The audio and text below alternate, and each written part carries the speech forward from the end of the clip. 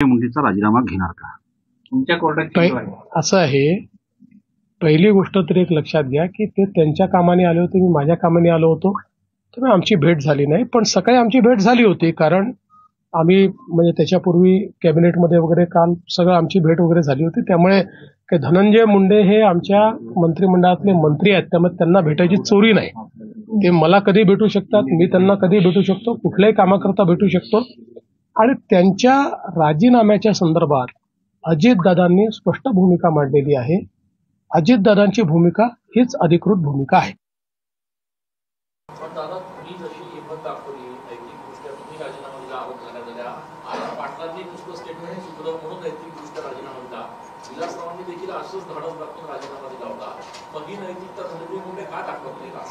आपण त्यांना प्रश्न विचारतो.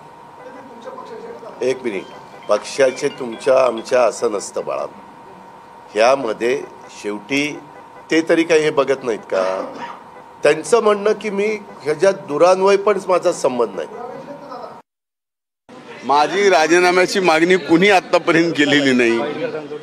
माझं म्हणणं आहे की मी राजीनामा द्यावा की न द्यावा, मी प्रथमदर्शनी दोषी आहे की नाही आहे, द्वितीयम दर्शनी मी दोषी आहे की नाही आहे, याबाबतचं सर्वस्व जे काय आहे ते आदरणीय मुख्यमंत्र्यांनी आणि उपमुख्यमंत्र्यांनी स्पष्ट करा.